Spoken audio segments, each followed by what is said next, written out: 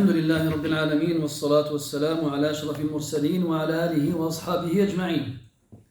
أيها الإخوة الكرام، نلتقي وإياكم بعد مضي شهر رمضان، ونحن في اليوم السابع من شهر شوال لعام 42 و400 وألف للهجرة، الموافق ل19 من شهر مايو لعام 21 و2000. كعادتنا أو نستأنف عادتنا ونعيد إلى قراءة كتاب الإمام البخاري رحمه الله تعالى المعروف بالأدب المفرد، الذي وفقنا الله عز وجل حتى قرأناه من أوله إلى آخره خلال شهر رمضان.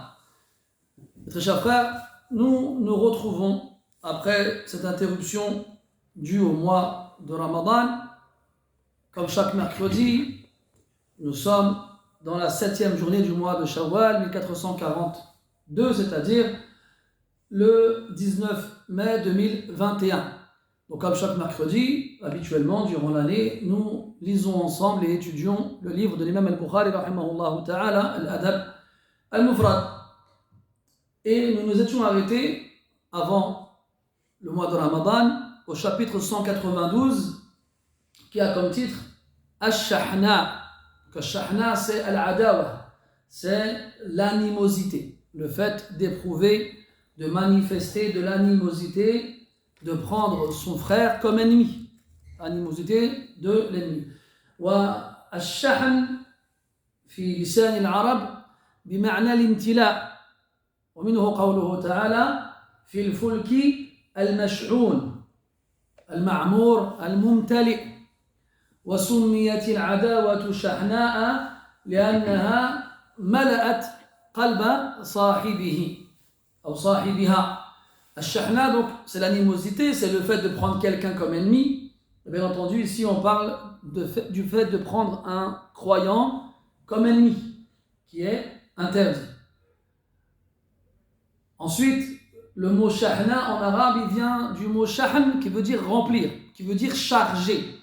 C'est comme aujourd'hui en arabe contemporain, quand on parle de batterie, quand on parle de charger son téléphone, on parle de shahin. Ou bien quand on parle d'un camion, on dit shahina, parce qu'on la charge. Et en fait, l'indication linguistique du mot shahna et shahn veut dire remplir. Et c'est comme si l'animosité, la haine qu'on a à l'égard d'une personne, elle remplit le cœur. Elle prend toute la place. C'est pour ça qu'on appelle donc dans le Coran, Allah Ta'ala, quand il parle du bateau de Nuh, alayhi salam, la fameuse arche, il dit al-fulk al-mash'oun. Mash'oun, yani rempli, plein. Ash-shahna. Donc on avait vu 2 hadiths de ce chapitre-là, puis on a dû donc interrompre notre lecture du livre qu'on a pu lire entièrement, alhamdulillah, durant le mois de Ramadan, grâce à Allah Azza wa Jal. Donc on a pu lire tous les hadiths qui s'y trouvent. Il y en avait plus de 1200, et là on en est au 410e.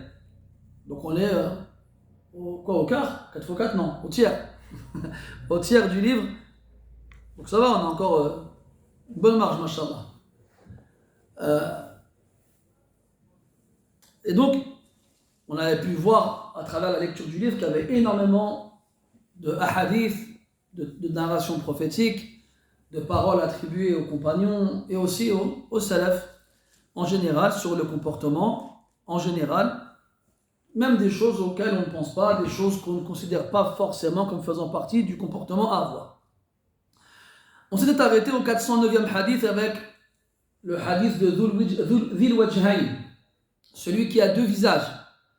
On a parlé donc de ce hadith-là en dernier. Et on reprend avec le 410e.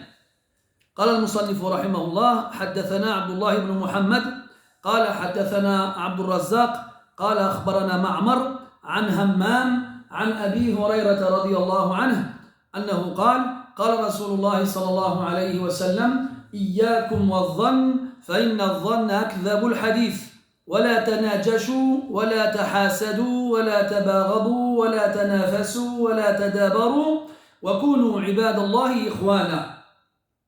Question pour ceux qui ont assisté à la lecture du hadith pendant le mois de Ramadan. Quand celui qui rapporte d'après Abu Huraira, il s'appelle Hammam.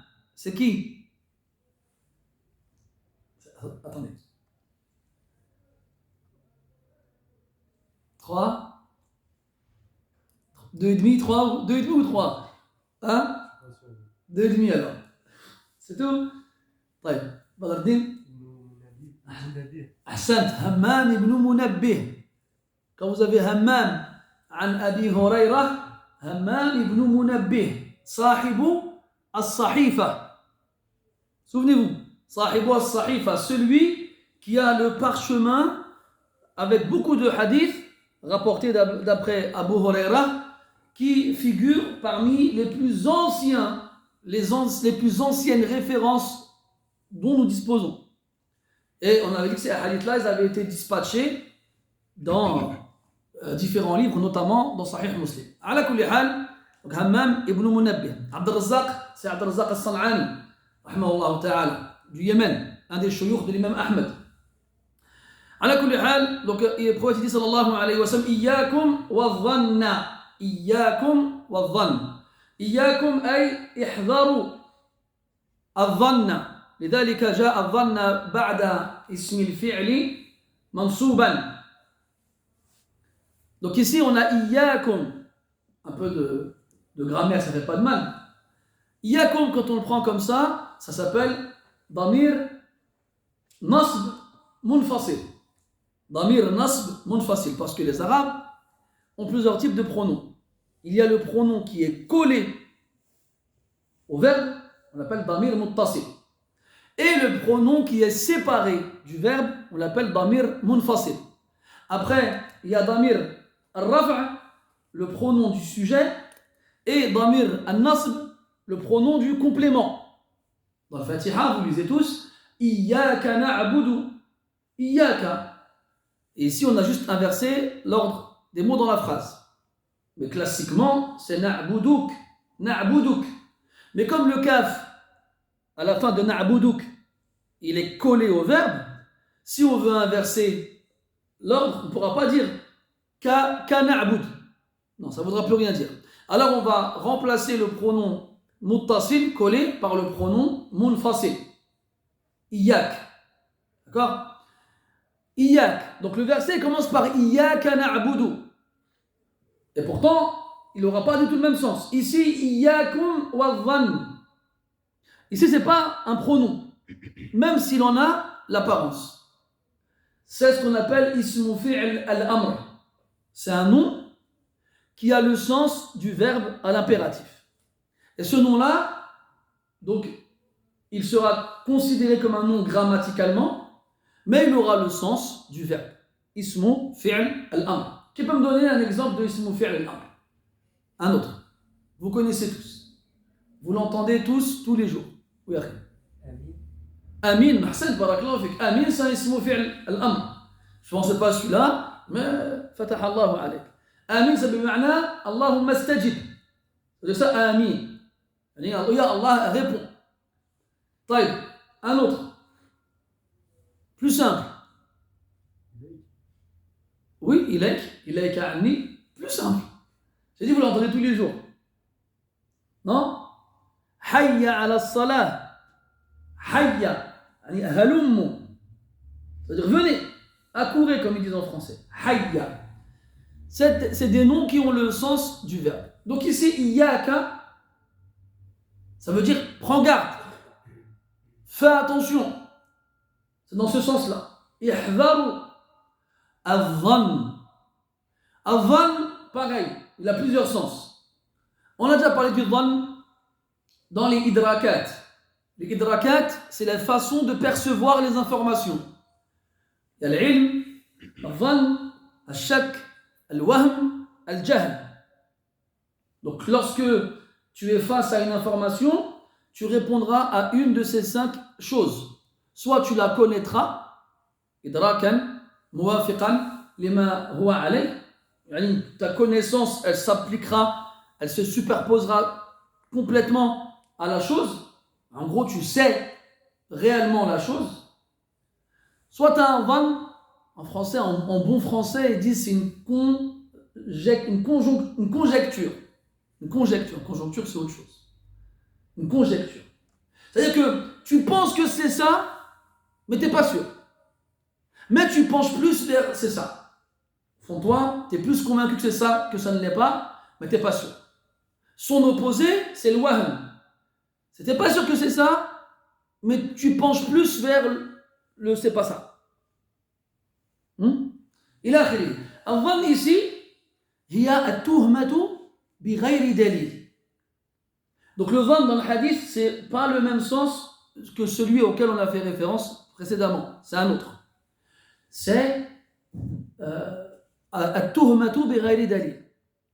Le premier sens dont je vous ai fait part, Allah Ta'ala il le mentionne dans le Coran, في قوله تبارك وتعالى وإذا قيل إن وعد الله حق والساعة لا ريب فيها قلتم ما ندري ما الساعة إن نظن إلا ظنا وما نحن بمستيقنين. Et lorsqu'on leur dit que la promesse d'Allah est véridique et que l'heure dernière est inéluctable, vous disiez ما ندري ما الساعة, nous ne savons pas ce qu'est l'heure. Nous ne faisons que émettre des hypothèses. Pour la faïda, l'imam Malik, quand on interrogeait sur quelque chose dans laquelle il n'avait pas, on va dire, une réponse fermée et catégorique, il répondait en fonction de son ijtihad, puis il lisait ce verset. Et ce verset, c'est un verset que les mujtahidin utilisent beaucoup pour l'ijtihad, pour faire comprendre aux gens que l'ijtihad, il est dhanni, il n'est pas qat'i.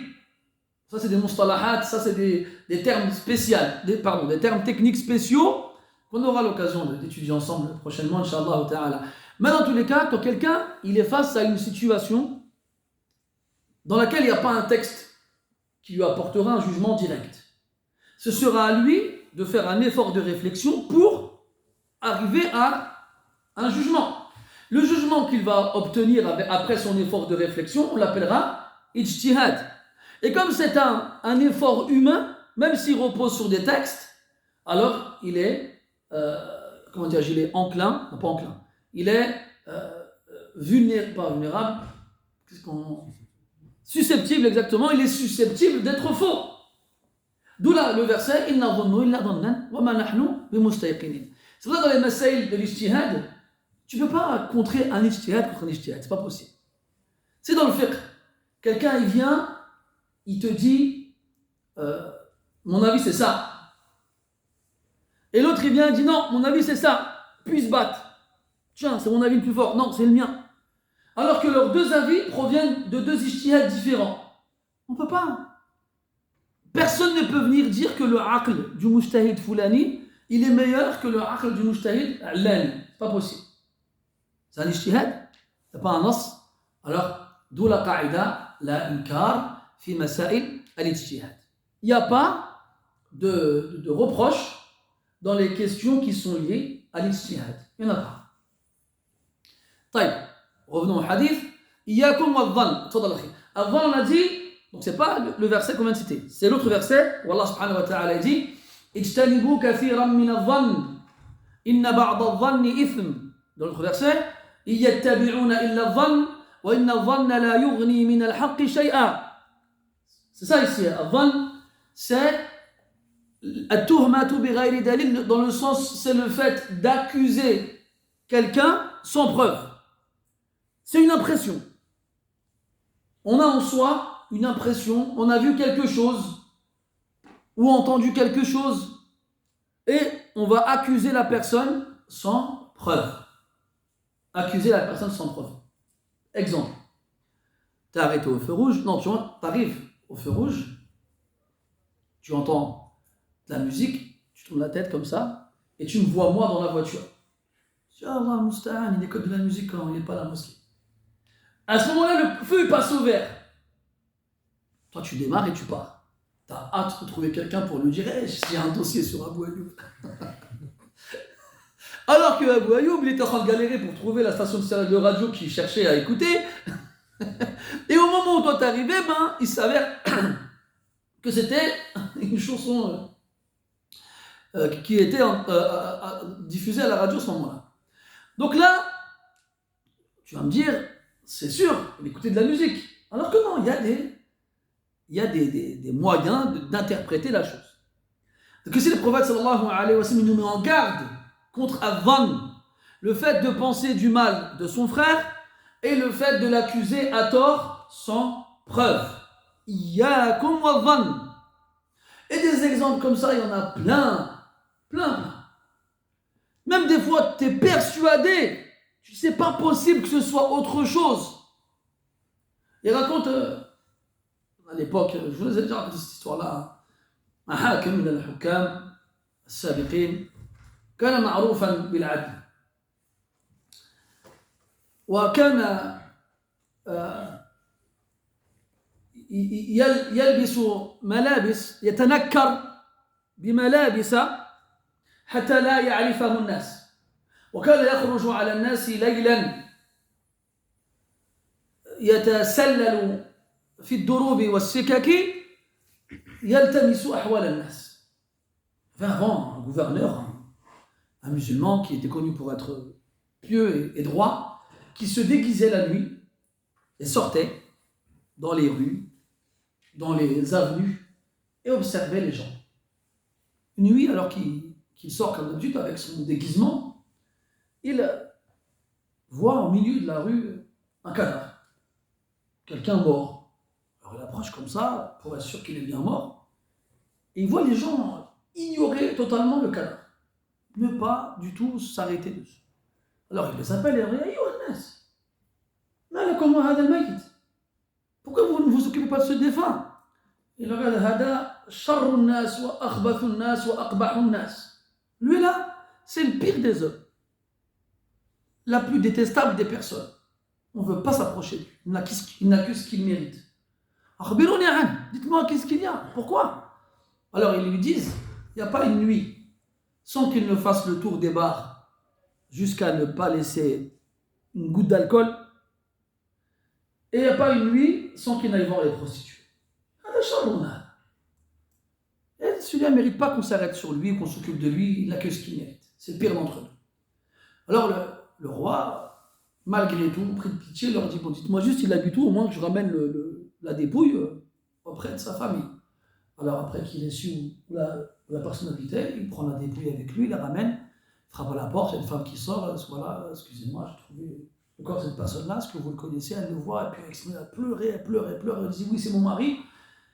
Alors elle lui dit, les gens n'ont pas voulu s'occuper de votre mari. C'est moi qui l'ai trouvé, qui vous l'ai ramené. Alors elle pleure, elle dit, oui, je savais que ça finirait comme ça, j'avais beau le prévenir de ne pas faire ce qu'il faisait, mais il ne m'écoutait pas. Alors le roi, il est intrigué, il dit, mais qu'est-ce que vous lui disiez? En fait, lui, qu'est-ce qu'il faisait? Il allait dans les bars, il achetait tout l'alcool qu'il trouvait, et il allait le vider dans le lac ou dans la rivière pour que personne ne boive de l'alcool. Et il allait voir les prostituées et leur demandait combien elles faisaient la nuit pour leur exercice, et il leur donnait l'argent et elles rentraient chez elles sans avoir fait zina. Mais il disait rien à personne. Et sa femme, elle lui disait, arrête de faire ça, les gens ils te voient aller dans les bars, ils te voient aller voir les prostituées, ils ne savent pas ce que tu es en train de faire. Et ils pensent du mal de toi. Et lui, il lui répondait, écoute, laisse les gens croire ce qu'ils veulent. Moi, je fais ça pour Allah subhanahu wa ta'ala. Si je suis véridique, Allah ta'ala, il s'occupera de moi. Et là, le roi, il se met à pleurer, lui aussi, touché par l'histoire. Et il dit à la femme, est-ce que tu sais, je suis qui? Il lui dit, non, je ne te connais pas. Il dit, c'est moi, je suis le roi. Alors il enlève son déguisement, elle le reconnaît, et il dit, je m'occupe de ton mari, je vais lui offrir des funérailles dignes de lui.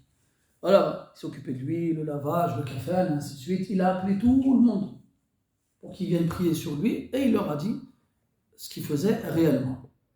Donc, Adhan, c'est ne pas se fier aux apparences. Dans une version du hadith, c'est suivi, cette interdiction, elle est suivie par wala tajassasu et wala tahassasu. التجسس الاطلاع على الناس للبحث عن مساوئهم والتحسس هو الاطلاع على الناس للبحث عن محاسنهم. هذا هو الفرق بين الكلمتين. ومنه قوله تعالى يا بني اذهبوا فتحسسوا من يوسف وأخيه، يعني ابحثوا عن كل شيء حسن يدلكم على يوسف وأخيه.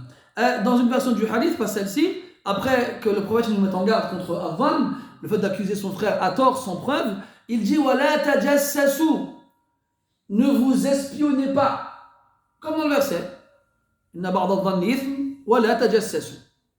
Et التجسس avec le djim, c'est le fait de rechercher chez les gens les mauvaises choses. Et on a التحسس, c'est le fait de rechercher chez les gens les bonnes choses.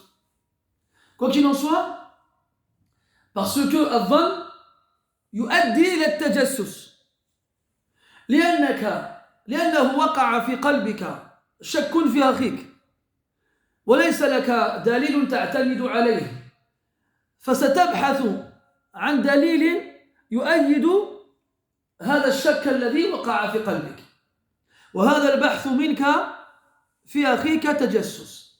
Parce que le doute, le fait d'accuser ton frère à tort, sans preuve, va s'installer dans ton cœur et il va prendre de la place petit à petit.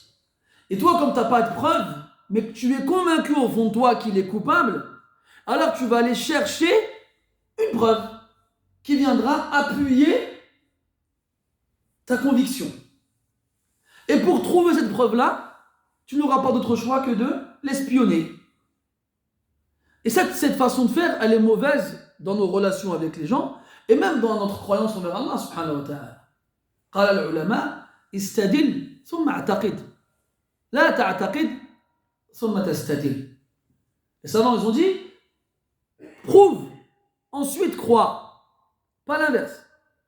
Et vous trouverez que la plupart des gens d'innovation, ahlul bid'ah, d'abord يعتقدون ثم يستدلون. D'abord ils ont une croyance, puis ensuite ils vont chercher des textes qui confirmera leur croyance, quitte à les tordre, quitte à les interpréter. Allah dit subhanahu wa ta'ala فَمَا الَّذِينَ فِي قُلُوبِهِمْ زَيْغٌ فَيَتَّبِعُونَ مَا تَشَابَهَ مِنْهُ ابْتِغَاءَ الْفِتْنَةِ وَابْتِغَاءَ تَأْوِيلِهِ. Ceux qui ont dans le cœur une déviance, un égarement, ils recherchent les textes dont le sens n'est pas clair pour tout le monde, à la recherche, dans le but de semer la discorde entre les gens, et dans le but de l'interpréter. Ils vont chercher les textes dont le sens n'est pas clair pour tout le monde, pour qu'ils puissent lui donner le sens que eux veulent. Donc c'est un peu le même principe. Ton frère, même si tu as pu voir quelque chose chez lui, qui fait naître en toi le doute, qui te pousse à vouloir l'accuser, eh bien, tu dois t'en débarrasser. Iyyakum wa dhann. Prenez garde au dhann, à l'accusation sans preuve. Fa inna dhanna akdhabul hadith. Car cette accusation-là, non fondée, est la plus mensongère des paroles. Akdhabu al-hadith. Wa hadha yufiduna anna lil-kadhibi darajat. Et ça nous indique que le mensonge, il a des degrés. Laysa kullu kadhibin yusawi ghayrahu. Bal al-kadhib anwa'. Ce n'est pas tous les mensonges qui sont égaux. Non, ils ont des degrés. Allah dit dans le Coran فَمَنْ أَظْلَمُ مِمَّنْ كَذَبَ عَلَى اللَّهِ وَكَذَّبَ بِالصِّدْقِ إِذْ جَاءَهُ. Qui est plus injuste que celui qui ment sur Allah ou qui renie la vérité quand elle lui vient. Donc le pire des mensonges, c'est de mentir sur Allah subhanahu wa ta'ala. Et dans le hadith, يقول صلى الله عليه وسلم إن كذبا علي ليس ككذب على أحدكم أو على غيري من كذب علي متعمدا فليتبوأ مقعده من النار. Un mensonge sur moi, prophète sallallahu alayhi wa sallam, n'est pas comme un mensonge sur quelqu'un d'autre ou sur l'un d'entre vous. Celui qui ment sur moi volontairement, qu'il prépare sa place en enfer. Donc en fonction, il y a deux parties. Il y a al-kalib, il y a le mensonge lui-même, et il y a al-makdhoub alayh, et celui sur qui on ment. Donc le mensonge sera plus grave en fonction de sa nature. Si tu dis à quelqu'un, il est pauvre alors qu'il est riche, ou bien il est riche alors qu'il est pauvre, c'est un mensonge. Si tu dis à quelqu'un que ton père n'est pas ton père, c'est un mensonge d'un autre degré, et ainsi de suite. Donc on va regarder le mensonge, et on va aussi regarder celui sur qui on ment. Mentir sur Allah, la pire des choses. Mentir sur le prophète sallallahu alayhi wa sallam, et ainsi de suite. Donc on va voir ces deux choses-là. Et ici, le prophète sallallahu alayhi wa sallam, فَإِنَّ الظَّنَّ أَكْذَبُ الْحَدِيثِ. C'est la plus mensongère des paroles que d'accuser ton frère à tort sans avoir de preuves. Sans avoir de preuves. وهذا الحديث وإن لم تتفوه به فقد تحدث به نفسك. Et cette parole-là, même si tu ne la prononces pas, le fait de l'avoir en toi, tu te l'as dit à toi-même. وهذا ما يسمى بحديث المرء نفسه. Ça, c'est ce qu'on appelle la parole de la personne à elle-même. On se parle à soi-même. Et on ne cesse de se le répéter jusqu'à s'en convaincre. Jusqu'à s'en convaincre. Après, je regarde comme ça la mosquée. Je dis, il est là, il fait le beau là. Donc, en vrai, il a arrêté. Donc, cette chose-là, lorsqu'elle arrive dans la poitrine d'une personne, il faut la repousser. La بد أن تطرد هذه المشاعر. Ces ressentiments, il faut les rejeter. كيف تطرد هذه المشاعر? Et à ce moment-là, la question c'est comment est-ce qu'on peut les repousser?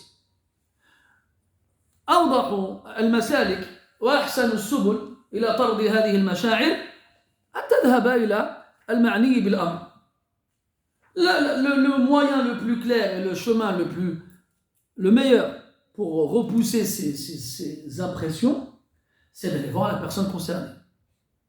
Akhi al-Karim, un jour je t'ai vu dire une chose, faire telle chose, et depuis, vis-à-vis de toi, dans mon cœur, j'ai des impressions, parce que tu viens me rassurer, et me dire que je me trompe. C'est la première des choses. Ensuite, et c'est plus difficile, c'est de faire un effort sur soi-même. Ne pas aller le voir, et de garder ça en soi, de façon à ce que ça disparaisse. Et بتغليب جانب المحاسن على الجانب الآخر, en faisant en sorte que les bons côtés de la personne en question, tu leur donnes la supériorité sur ce doute que tu as vis-à-vis de lui. Ça fonctionne quand? Ça fonctionne quand tu connais la personne, tu la connais, tu sais qu'elle a des qualités, tu sais qu'elle a des bons côtés, il a fait. ثم التماس الأعذار. Il faut lui trouver des excuses. Comme tout à l'heure. Tu passes, tu vois l'imam de la mosquée au volant de sa voiture avec du rap. Je dis non, c'est pas possible. Il a dû appuyer sur le bouton de la station dans les commandes au volant. En même temps, il n'a pas eu le temps de passer la vitesse. Même tu cherches des excuses. Rien. قيل قديما وكثير من الناس ينسبون هذا الحديث أو هذا الكلام إلى النبي صلى الله عليه وسلم وليس بحديث. التمس لأخيك 70 عذرا فإن لم تجد فلوم نفسك. Il a été dit, c'est une sagesse, c'est une belle parole, même si beaucoup de gens l'attribuent au prophète sallallahu alayhi wa sallam, ce n'est pas un hadith. Il a été dit, cherche pour ton frère 70 excuses. Si tu n'en trouves pas, alors fais-toi des reproches à toi-même. Si tu es incapable de trouver des excuses à ton frère, c'est toi qui devrais être blâmé, pas lui. Donc on doit toujours chercher des excuses pour son frère. Toujours. Et si malgré toutes ces choses-là, on a toujours chacun un dhann dans le cœur, eh bien, on n'en parle pas. Il ne faut pas en parler, il faut le garder. يبقى هذا الحديث نفسيا. Cette parole-là, elle reste à l'intérieur, et qu'elle ne sorte pas de toi. Va pas voir les gens. Eh, j'ai vu un tel, qu'est-ce que t'en penses? Là, لا تمشي أو تعدو أو تعادي الناس. Va pas voir les gens et les contaminer avec ce malade, cette maladie qui est en toi. وحقا إنه لمرض. فإن الظن أكذب الحديث. ليش هو أكذب الحديث؟ لأنه لا يعتمد على شيء. Pourquoi c'est la plus mensongère des paroles? Parce qu'elle ne repose sur rien. Elle ne repose sur rien. Et dans le hadith, لو يعطى الناس بدعواهم لادعى أناس دماء وأموال قوم آخرين ولكن البينة على المدعي واليمين على من أنكر.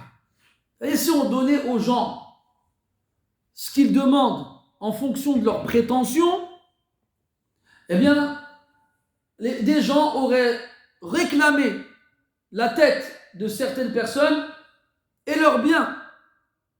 Mais la preuve incombe à celui qui accuse, et l'accusé peut jurer pour se défendre. Et donc, il y a des règles à respecter. Mais tu viens, tu dis un tel, il est comme ci, il est comme ça. On m'a rapporté que. Ça, أصلا عن الحديث تقول لي مردود. سموا لنا رجالكم.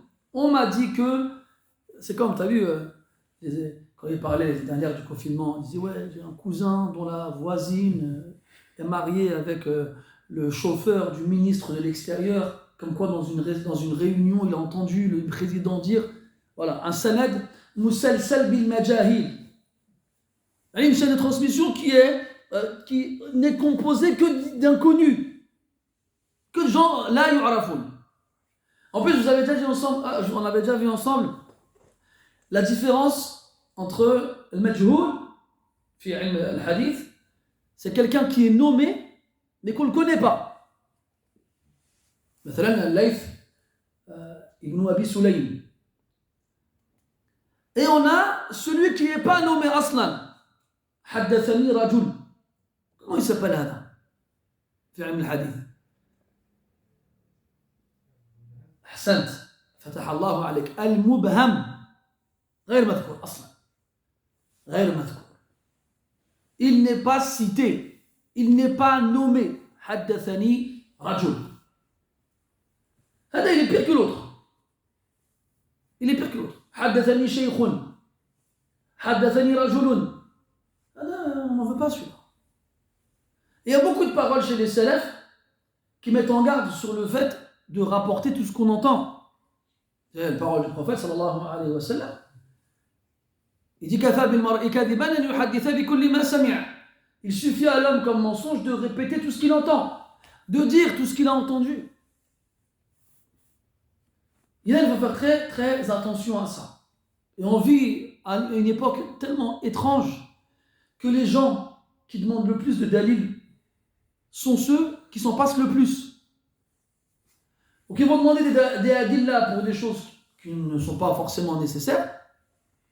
Et à l'inverse, quand il s'agit de l'honneur des gens, ça a plus d'importance le dalil. Non mais, haddathani thiqa. Pour moi, c'est quelqu'un de confiance, donc sa parole, elle est d'or et d'argent. Masha'Allah. On a vu dans le Muwatta qu'une dame, une femme, elle est venue voir Abu Bakr radiyallahu anha, en lui disant mon petit-fils il vient de mourir et je suis la seule héritière. C'est quoi ma part? Il lui a dit quoi? La ajidu laki fi kitabillahi shay'a. J'ai rien trouvé pourtant dans le Coran. Maintenant je vais demander. Il réunit les sahaba radiyallahu anhum et là il leur demande voilà ce que vous avez entendu, quelque chose à ce sujet-là. Al-Mughira ibn Shu'ba il dit moi j'ai entendu le prophète dire laha as-sulus. Elle a le 6e. Qu'est-ce qu'il lui dit Abu Bakr? أمعك أحد؟ واش كان معك شي واحد بعدا باش يأكد هذا الكلام؟ quelqu'un avec toi pour confirmer cette parole-là? Pourtant le Mughira ibn Shu'ba ثقة Udoul, Mawthouk, c'est un compagnon, c'est quelqu'un de confiance, c'est quelqu'un qui ne ment pas.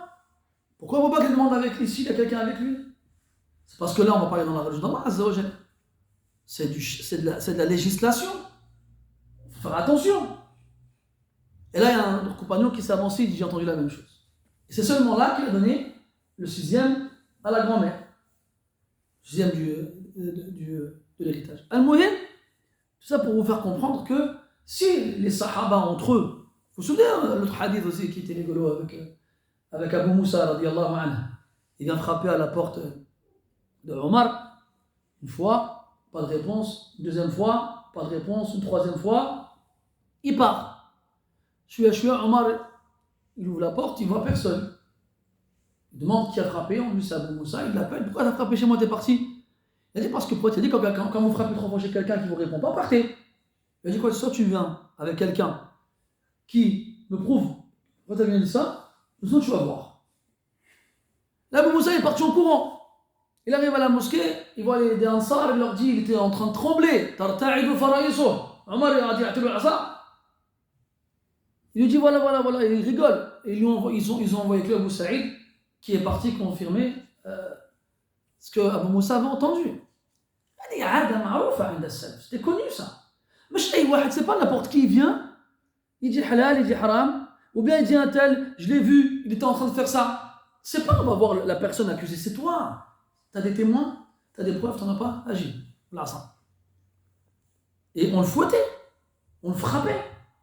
Et à ce moment-là, les gens tiennent leur langue, font attention à l'honneur de leurs frères et sœurs, comme on fait attention à leurs biens, comme on fait attention à leur sang.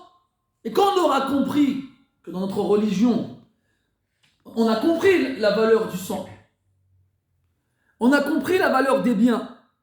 Moi, si je vais chez l'un d'entre vous, je ne vais pas attendre qu'il aille chercher à boire pour ouvrir un tiroir, prendre quelque chose et mettre dans ma poche. On va pas faire des choses comme ça. Pareil pour son sang. Même si je me dispute avec quelqu'un, j'aurai une retenue qui m'empêchera de faire couler son sang. Alors pourquoi est-ce qu'on n'a pas cette retenue quand il s'agit de l'honneur de ton frère? Et le prophète sallallahu alayhi wa sallam, il les a mis sur un même degré. Il a dit ma'akum wa amwalakum wa a'radakum haram. Et ça, quand on l'aura compris, vous verrez que on entendra moins de rumeurs et moins d'accusations et moins de doutes et moins. ثم قال عليه الصلاة والسلام ولا تناجشوا. النجش أصلا في لسان العرب هو رفع الصوت لطلب الغنم إذا ابتعد بعضهم. هذا الأصل في معنى النجش. وفي هذا الحديث التناجش والنجش هو من يذهب عند البائع وعنده رجل أو امرأة يريد أن يشتري سلعته، فيريد هذا المتناجش أن يضر بالمشتري، فيحاول أن يزيد في ثمن السلعة حتى يعجز المشتري الأول عن شرائه وهو لا يريد شراء السلعة. هذا هو القيد. فأن تذهب إلى البائع وعنده شخص ما يريد أن يشتري سلعته وأنت تريد أن تضر بالمشتري أو بالبائع، فتفعل كأنك مهتم بالسلعة وتريد أن تشتريه بسلع أغلى، لكن ليس في نيتك أن تشتريه. هذا هو التناجش. Puis il dit ولا تناجشوا. النجش en arabe à la base c'est un terme qui est employé lorsqu'on appelle certaines bêtes du troupeau qui se sont éloignées pour les ramener dans le troupeau. Et التناجش c'est quelque chose de spécial en commerce. C'est quand tu vois, مثلا Amin il va voir Soufiane qui lui vend quelque chose. Moi j'arrive ici, je vois la chose que Soufiane y vend, je vois machallah. mais je ne veux pas qu'Amine il l'achète. Pourtant, moi, je ne veux pas l'acheter. Hein. C'est juste parce que je ne veux pas qu'Amine il achète la chose. Tu vois, le khobz, quand même, il faut être vraiment vicieux, il faut être mauvais pour faire une chose pareille. Tu ne le veux pas, mais tu ne veux pas qu'il l'ait lui. En plus, on ne va pas lui offrir. Il ne va pas le voler, il va l'acheter. Mais même comme ça, je ne veux pas qu'il l'ait. Alors j'arrive, je fais, tu vends quoi, Sofiane? Ouais, je vends mon téléphone, tu vends combien? 150 euros. Machin, 150 euros. Eh mais t'es fou quoi. Franchement, 200 euros. Hein. Donc moi, je vais faire semblant de m'intéresser au produit, de lui donner de la valeur pour que le prix augmente et pour qu'il ne soit plus accessible à Amine en premier, sans que moi je n'ai l'intention de l'acheter. Donc c'est quoi le but alors? C'est soit de faire du tort à l'acheteur pour ne pas qu'il achète le produit, ou au vendeur pour ne pas qu'il vende le produit. Voilà. Vous avez dit c'est quoi le rapport entre al-najj, l'oratan, et istilahan? Donc on a dit, c'est rappeler des bêtes du troupeau qui se sont éloignées pour qu'elles reviennent vers le... En fait, le lien, il est quand même assez visible. C'est que là, je vais parler de façon à ce que le prix il augmente. Donc il y a un rapport entre l'appel et le prix de base et le prix final. Et là, c'est l'appel entre la bête qui s'éloigne et le troupeau. Al-Muhim, la tanajashu. Et en fait, ça, il faut connaître les suwar. Suwar al-bay' 'inda al-arab. Les Arabes, ils avaient des façons d'acheter, de vendre assez spéciales. Le munabada. Le munabada, toi et moi, on vend du tissu. Moi, je te prends un tissu dans ton étalage et je te le jette dessus. Si tu l'attrapes, tu dois le vendre. Agib ça. Donc, je lis des fois dans Kitab al-Bouyour, dans les livres de fiqh ou dans les livres de hadith, il y a des soirs ajib, il y a des formes de vente, de commerce qui sont très très spéciales. Et c'est pour ça qu'aujourd'hui, il y a énormément de divergences sur les formes de vente et d'achat contemporaines. Parce qu'elles sont complètement différentes. Et là, à ce moment-là, on n'aura pas d'autre choix que faire al-ijtihad.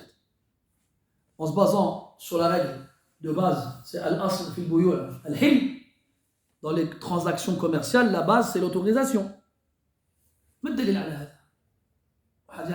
C'est quoi la preuve que la base dans les transactions commerciales, c'est al-hil, la licéité. أحسنت فتح الله عليك وأحل الله البيع وحرم الربا. C'est la base. أحل الله البيع. Si quelqu'un vient et te dit cette façon de faire du commerce, elle est interdite, tu dis, mais t'as dit. C'est quoi la preuve? S'il ne t'en fournit pas, comme les fuqaha disent, عند فقدان الدليل فالدليل استصحاب الأصل. عند فقدان الدليل, lorsqu'il n'y a pas de preuve, alors la preuve est de revenir à la base. Et la base ici, c'est que toute transaction commerciale est tolérée et permise jusqu'à preuve du contraire. Vous avez vu, des fois, voilà, je vois des questions extraordinaires. Je comprends. Moi, je me demande comment ça peut germer dans un esprit, cette question. La question des tickets restaurants. Est-ce que j'ai le droit d'avoir un ticket restaurant? Moi, quand j'avais un ticket restaurant, quand j'étais petit, c'était Noël. Ça, je pensais que j'étais le plus riche du monde. J'arrivais au grec et je posais le ticket restaurant. Je faisais le main, j'ai un ticket restaurant. Et il y a des gens qui sont partis se poser la question, parce qu'au travail, on me donne des tickets restaurants sur lequel il y a un montant. C'est combien un ticket restaurant? 7 euros. Voilà. Toi, tu ne payes pas ce prix-là, c'est ça? Donc, est-ce que c'est halal? Waouh, Allah, chassabi, dis bismillah, écoute. Pourquoi? Et encore, ce seraient des gens qui auraient ce scrupule dans toute chose. Goulbon, smouh, ma'adour. Là, des fois, c'est des gens, ils n'ont même pas eux-mêmes de ticket restaurant. Et un hadith où il dit, Nabi sallallahu alayhi wa sallam, إن من أعظم المسلمين إن من أعظم المسلمين جرما في المسلمين. C'est le hadith. Il dit parmi les musulmans qui ont les plus grands péchés dans les musulmans ou pour les musulmans ou vis-à-vis des musulmans. الذي يسأل عن الشيء, celui qui demande à propos d'une chose qui était licite et à cause de sa question, elle devient illicite. واش داك صح؟ Moi, pourquoi? Moi, une fois, il m'a fait rire. Qu'est-ce que tu penses des frères qui ont des restaurants et qui déclarent pas leurs employés à temps plein? Je dis, tu as un restaurant? Il me dit non. Tu as des employés? Il me dit non, c'est pas tes affaires. Pourquoi tu veux savoir? Pourquoi? Là, toi, t'as quelque chose en tête. Tu veux attraper la réponse qui te convient pour aller embêter des gens qui t'énervent. Ala kulli hal, at-tanajush, donc comme je vous l'ai dit, le but, c'est l'idrar bil ghayr. La illa, la cause. C'est de causer du tort. Oui, Yassine. La vente aux enchères, elle est permise. Il y a des textes qui vont dans ce sens-là, déjà. C'était une mu'amala qui était permise à la base. Et justement, la différence, elle est là. C'est la illa, la cause. La cause, c'est pas demander à ce que le prix il augmente, si tu veux l'acheter toi. Dans le hadith, وَلَا يَبِعْ بَعْضُكُمْ عَلَى بَيْعِ أَخِيهِ. Il ne va pas empêcher une vente déjà faite. C'est comme la khitba. Ces hadiths-là, ils ont des sens, il faut les comprendre. Mathalan, Soufiane, il va voir une femme pour la demander en mariage. Il va pas voir une femme, il va voir son tuteur pour demander une femme en mariage. Le tuteur, il dit à Soufiane, écoute, Akhi, je vais lui en parler, elle va réfléchir. Donc lui, il a fait le début de la khitba. Mais il n'est pas arrivé à la fin. Donc moi, à ce moment-là, est-ce que j'ai le droit d'aller voir ce wali et demander en mariage sa fille? Non. Parce qu'il n'y a rien encore entre eux. Maintenant, si la fille, elle lui dit, d'accord, j'accepte, et que moi, j'apprends qu'elle est d'accord, et qu'ils ne se sont pas encore mariés, et que je vais la demander en mariage, là, voilà, yakhtoub ba'dukum ala ba'd. Ça rentre là-dedans. Pareil pour le bay'. Il a un produit, voilà, je vends mon téléphone, Amine, il dit, il m'intéresse, ça ne va pas plus loin. Donc là, Amine, il fait part de son intérêt vis-à-vis du produit Soufiane, sans lui donner de l'argent, d'un compte ou quoi que ce soit. Donc la vente, elle n'a pas été faite. Donc moi, je peux venir lui dire, ah, combien tu le vends? Peut-être que je le vendais 150 euros, donne-moi 170, je te le prends tout de suite. Là, j'ai le droit. Parce que mon but, c'est de l'acheter. Donc, la vente aux enchères, elle n'est pas interdite. Lorsque l'intérêt, il est dans l'objectif, il est d'acquérir la chose. Et bien, c'est pareil. Et là, par contre, dans Tanajush, le but, c'est de porter atteinte à l'autre, de l'empêcher d'avoir un profit. On a dit, wa huwa la yuridu shira as-sil'a. Lui, il ne veut pas acheter la marchandise, il ne veut pas. Son but, c'est de faire du mal à son frère. Que ce soit le vendeur pour pas qu'il vende, ou l'acheteur pour ne pas qu'il achète. Et ça, c'est la fameuse illa. Et la qa'ida dit, al-hukmu yaduru ma'a illatihi wujudan wa adama. Le jugement, il tourne avec sa cause en présence et en absence. Donc ce qui va rendre at-tanajush, la vente ici interdite, c'est le pas vouloir, c'est vouloir du mal à l'autre. C'est ça qui va rendre la vente interdite. Si cette intention elle est absente, la vente elle sera tolérée, elle sera permise. Et toutes ces choses-là, elles sont importantes et à prendre en compte dans les relations entre les musulmans. Et on peut même se servir de cette illa pour faire un qiyas. Le qiyas, c'est l'analogie. Ithbatu hukmi aslin li far'in li illatin jami'a. C'est le fait d'attribuer le jugement d'un élément principal à un élément secondaire pour un point commun. Avec un point commun. Donc là, en l'occurrence, on va prendre par exemple le football. Le football, jouer au foot, mettre un crochet, un petit pont, une lucarne, il n'y a rien qui l'interdit. C'est permis. Maintenant, si le football va devenir un moyen de faire naître la haine, la colère et vouloir du mal entre les musulmans, alors il deviendra interdit. On fera un qiyas avec un nerd. C'est pas les nerds en anglais, nerd. Non. Un nerd, on en avait parlé, c'est les jeux de dés. Backgammon, pour ceux qui connaissent un peu les jeux comme ça. Tu prends des dés, tu les mets dans une sorte de gobelet. Après, tu dis pair ou impair, tu dis un chiffre. Et on mise.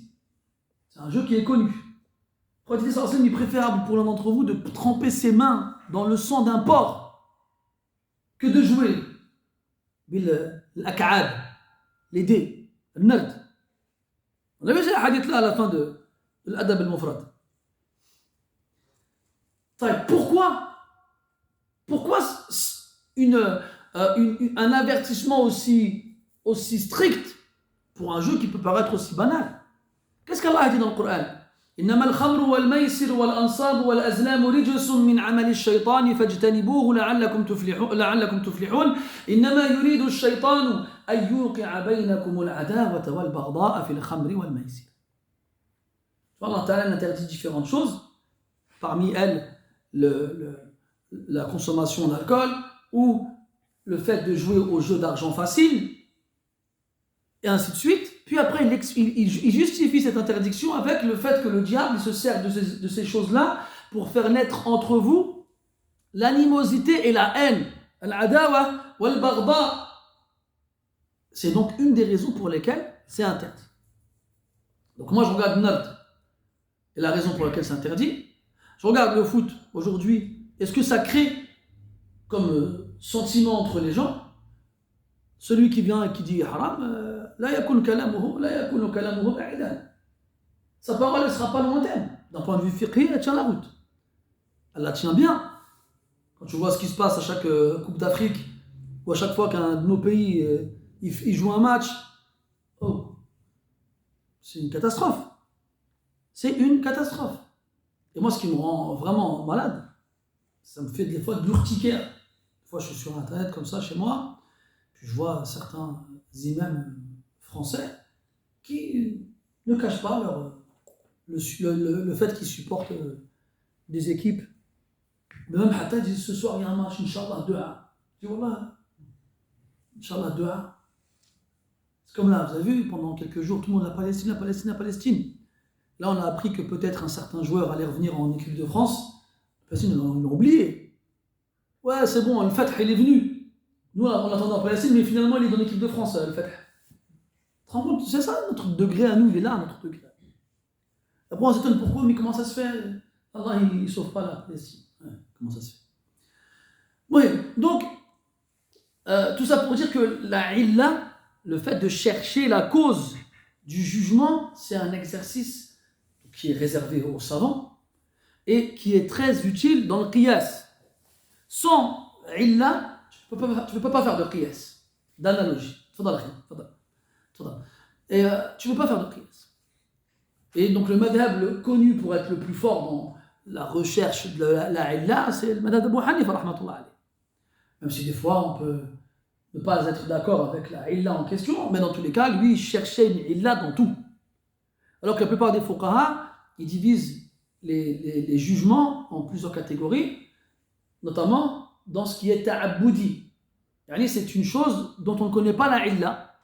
Et le fait de ne pas connaître la illa, la cause, ne veut pas dire qu'il n'y en a pas. Il y en a une, mais on ne la connaît pas. Et la seule illa qu'on nous va lui trouver, c'est qu'on le fait pour adorer Allah Azza wa Jalla. Pourquoi manger du chameau chez Imam Ahmed, c'est par les ablutions ta'abboudi? Pourquoi se laver les mains 3 fois quand on se réveille après avoir dormi 2 nuits seulement? C'est obligatoire chez Imam Ahmed, ta'abboudi, on ne sait pas.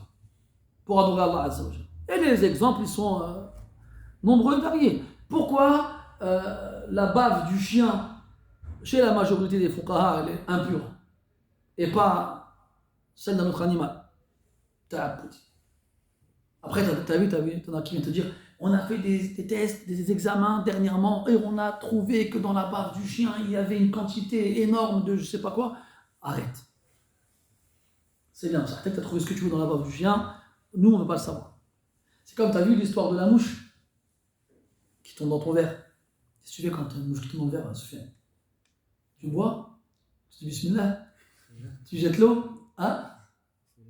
Bismillah, mashallah. Je ne vais pas boire de l'eau chez toi. Non, quand on a une mouche qui tombe dans le verre et qu'une des deux ailes a touché le contenu, on la trempe dans l'eau, dans le contenu. Parce que dans une des deux ailes, il y a un poison et dans l'autre, il y a son antidote. Comment on dit? Son remède antidote. Donc, tu la bois pas, la mouche, quand même. et tu jettes pas l'eau. Tu la trempes entièrement dans le verre et tu jettes la mouche et tu bois l'eau. Aujourd'hui, tu dis ça à quelqu'un, il me dit, t'es malade ou quoi? Je peux pas boire de l'eau avec une mouche, moi. Et de l'eau, il y en a plein. Ça, c'est parce que parce que nous, de l'eau, on en a partout. Va, toi, dans le Sahara, dis-lui, jette le main. T'es fou, quoi, toi? L'arabe تقول الماء أعز مفقود وأذل موجود.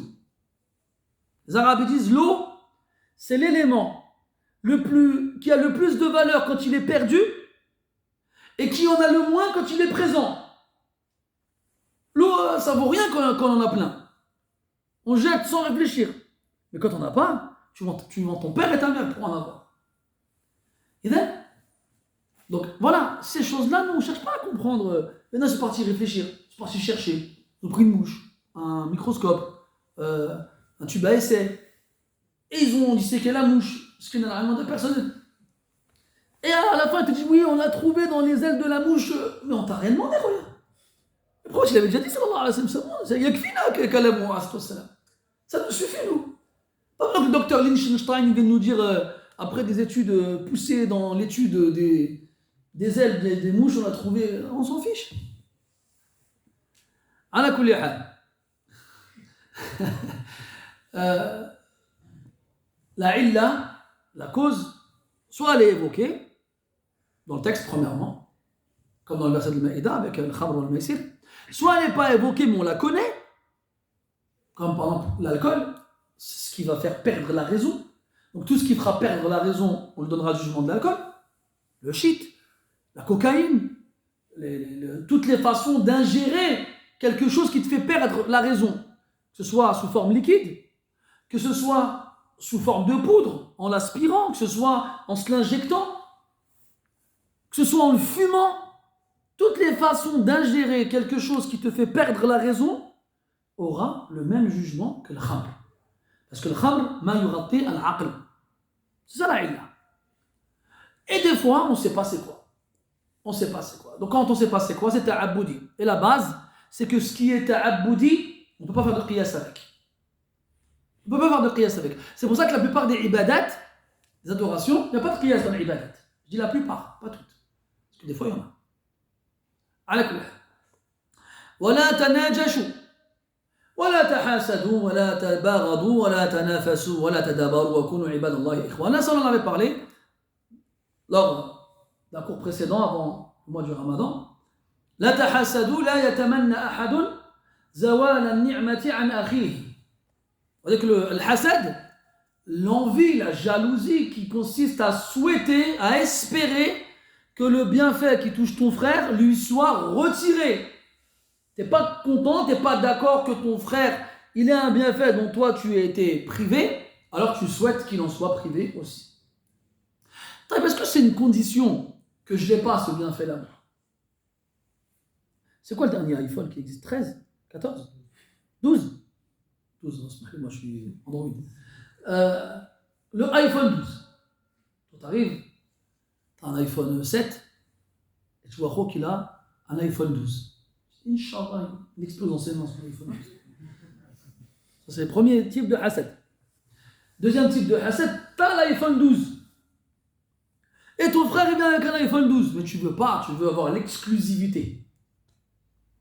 Inch'Allah, son iPhone 12 il explose. Donc, c'est pas une condition que tu n'aies pas la chose et que tu souhaites que ton frère en soit dépourvu pour que ce soit du hasad, même si tu l'as. Et c'est encore pire. C'est encore pire de l'avoir. C'est-à-dire, c'est grave de ne pas l'avoir et de souhaiter que l'autre ne l'ait pas aussi, mais c'est encore pire de l'avoir et de souhaiter que l'autre aussi, il ne l'ait pas. La tahasadu, wa la tabaghadu, ne vous détestez pas les uns les autres. On avait vu, wal amru bi shay'i diddun an nahyihi. Non, al-amru bi shay'i diddun an nahyihi. C'est-à-dire que lorsqu'on interdit une chose, alors ça implique qu'on ordonne son contraire. Donc si le prophète nous interdit de nous détester les uns les autres, le bourde, wal baghdha, wal bighda, eh bien, ça implique qu'on doit s'aimer. Et on doit tous s'aimer les uns les autres à partir du moment où on est des croyants. Un amour religieux. D'accord? L'amour naturel, autre que religieux, yajouz, fi al-walid, wal-walida, wal-zawja.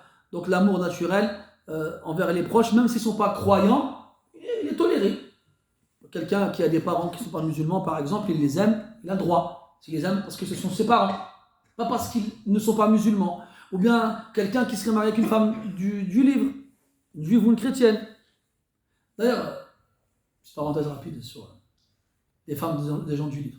Quand toi tu viens, tu oses dire que la France est un pays des gens du livre et que tu peux manger de la viande, t'es le pire des ignorants.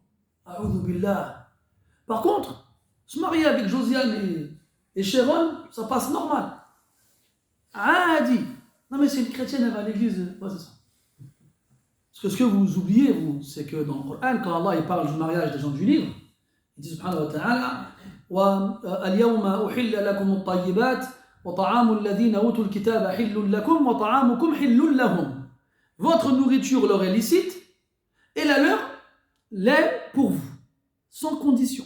Le verset, il n'a pas mis de condition. Leur nourriture nous est licite et la nôtre leur est licite. Mais quand il parle des femmes, il dit وَالْمُحْصَنَاتُ مِنَ الْمُؤْمِنَاتِ وَالْمُحْصَنَاتُ مِنَ الَّذِينَ أُوتُوا الْكِتَابَ مِنْ قَبْلِكُمْ. Il a dit al-muhsanat. Al-muhsana, ça veut dire l'ihsan. Et al-ihsan, c'est al-afifa. Al-iffa, la chasteté. Donc quand t'as Corinne, toi, t'as sorti avec elle pendant 6 ans, t'as fait avec elle tout ce qui est possible et imaginable, qu'à la fin tu dis quoi, viens, on va faire la halal. Il n'y a pas de halal possible, mon frère. هذه ليست عفيفة. فلا تحل لك ولو كان تذهب إلى الكنيسة كل يوم. Celle-là n'était pas licite. Elle n'est pas chaste. Allah dit dans le Coran ولا متخذات ايش؟ أخدان. ايش معنى الأخدان؟ جمع خدن وهو الصاحب. Allah il interdit la femme qui prend des amis, qui a des copains, avec le langage contemporain. Après il va le voir, il te dit je veux marier avec elle est chrétienne. Non, mais pas elle est chrétienne, ça. Mais elle n'est pas chaste. Mais si, ben non, tu sortais avec elle. Oui, ben elle n'est pas chaste. Elle est sortie avec quelqu'un avant toi. Oui, elle n'est pas chaste. Elle t'est interdite. Omar ibn Khattab, radiyallahu anhu, il interdisait aux gens de se marier avec les juifs et les chrétiens. C'était, je crois que c'était Abu Moussa, Allah alam. Oui, mais un autre compagnon qui s'était marié avec, c'était Thawban. Ala kulli hal, un compagnon s'était marié avec une juive, je crois. Et Omar, il lui a reproché ça. Il lui a dit non, vous ne mariez pas avec elle. Tôt ou tard, vos descendants ils seront de leur religion. C'était l'époque de Omar avec les Sahaba, les vêtements du prophète ils sont encore là. Qu'est-ce qu'on doit dire nous aujourd'hui? Déjà, en général, le musulman qui sort avec une juive ou une chrétienne, son islam il est yani.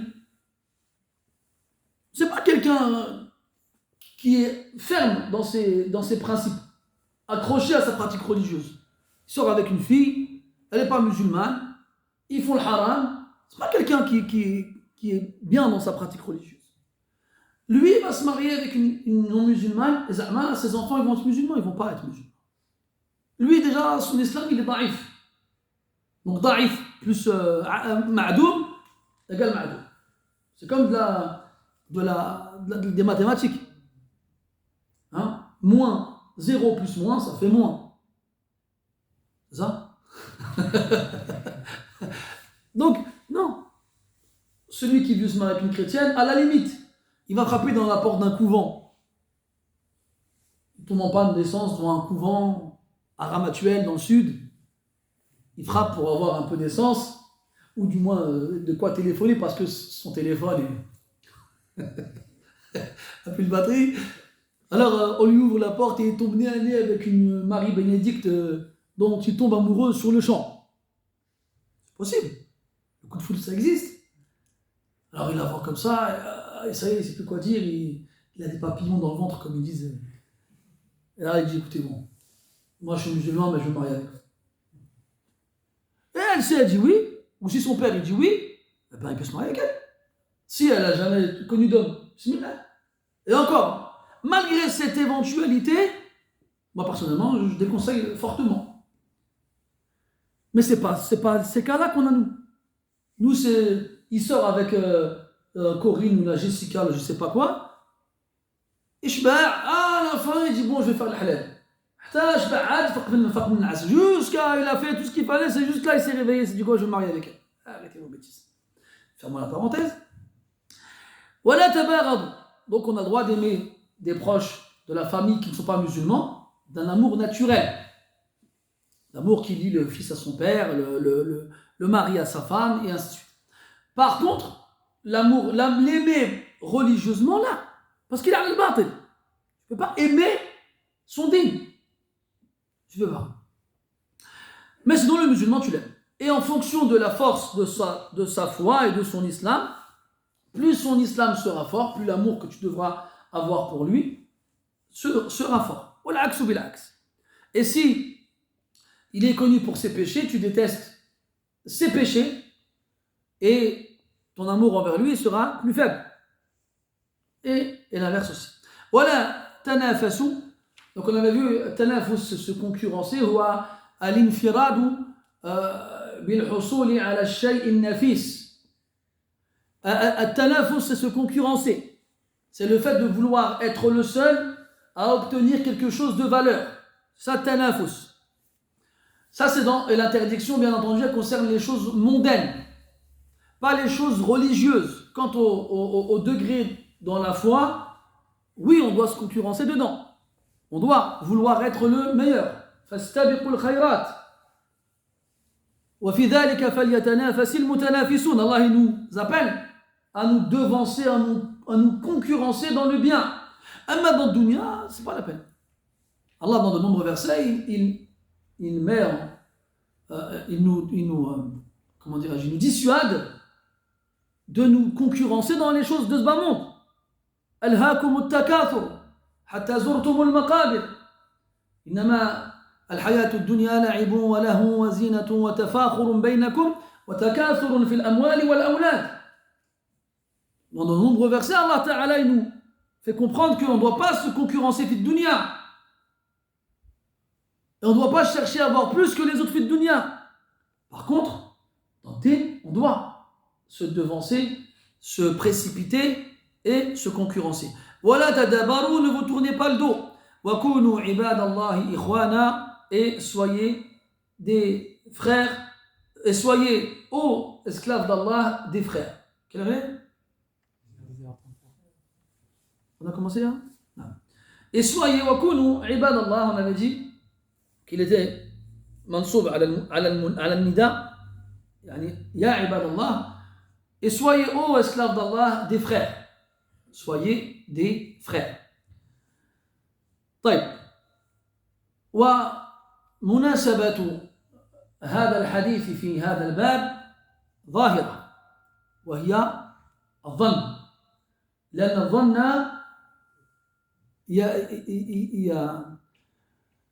يستقر في صدر الإنسان حتى يملأ قلبه، ثم سرعان ما يتحول إلى الشحناء. Et donc la raison pour laquelle ce hadith-là est évoqué dans ce chapitre, c'est en relation avec le début, c'est-à-dire al-dhann, l'accusation à tort, sans preuve. On se rappelle que le chapitre il est al-shahna, dans la haine, l'animosité, parce que lorsque on laisse ce doute, cette accusation s'installer dans la poitrine, elle va remplir le cœur et très rapidement se transformer en haine. Donc celui que tu vas accuser, sans avoir de preuves, tu vas finir par le détester à la fin. C'est comme ça que ça va finir. Donc si le prophète nous interdit, ou du moins Allah subhanahu wa ta'ala nous interdit de nous détester les uns les autres, alors tout ce qui va contribuer à ce qu'on se déteste doit être aussi interdit.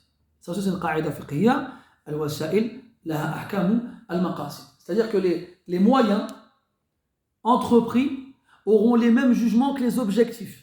Si l'objectif il est interdit, tout ce qui va permettre à la réalisation de l'objectif le sera aussi. Et pareil pour l'obligation. Quand quelque chose est obligatoire, tout ce qui permettra à réaliser l'obligation deviendra obligatoire. Mathalan, c'est quoi le jugement d'acheter de l'eau? C'est quoi son jugement, Ami? Pardon? Son jugement. C'est-à-dire, comment tu caractériserais le jugement du fait d'acheter de l'eau? Est-ce que c'est interdit, obligatoire? Est-ce que c'est détestable? C'est quoi? Autorisé. C'est autorisé. Hassan, moubah. Moubah. Acheter de l'eau est moubah. Si je veux, je le fais. Si je veux pas, je le fais pas. Si je le fais, j'aurai pas de péché. Ou bien, j'aurai pas de bonne action. Si je le fais pas, j'aurai pas de péché, j'aurai pas de bonne action. المباح ما لا يتعلق به أمر ولا نهي ولا عقاب ولا ثواب. المباح, c'est ce qui n'est ni lié à un ordre, ni à une interdiction, ni à une récompense, ni à une punition. طيب, maintenant, c'est l'heure de la prière. Et j'ai pas d'eau. J'ai de l'argent. Et pour faire la prière, je dois faire les ablutions. Et pour faire les ablutions, j'ai besoin d'eau. Et pour avoir de l'eau, je dois l'acheter. Donc à ce moment-là, acheter de l'eau, ça deviendra quoi? Obligatoire. Parce qu'il est obligatoire d'acheter de l'eau. Autre mas'ala. J'ai de l'argent, mais je trouve personne qui me veut vendre de l'eau. Je trouve personne. C'est l'heure de la prière, j'ai pas les ablutions, il n'y a pas d'eau. Alors, il y a quelqu'un qui me voit chercher, qu'est-ce que tu cherches? Je cherche de l'eau. Ah ben tiens, j'en ai, je te la donne. Il me l'offre. Est-ce que j'ai l'obligation d'accepter cette eau-là pour faire la prière ou pas? Oui? Encore le piège, il est apparent comme ça, sautez pas dedans. Sautez pas dedans. Non. Là, c'est quoi la différence entre acheter de l'eau et l'accepter si on me l'offre? Si on me l'offre, المهدي إلي الماء ستكون له المنة علي.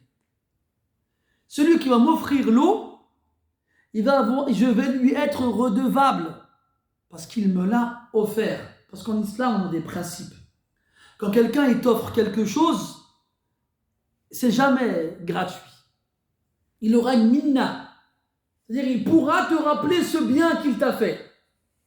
Et Allah ne te demande pas de porter cette minna, de la supporter plutôt. Il ne te demande pas ça. Tu as ton argent, tu peux l'acheter, tu ne dois rien à personne, c'est à toi, tu le fais.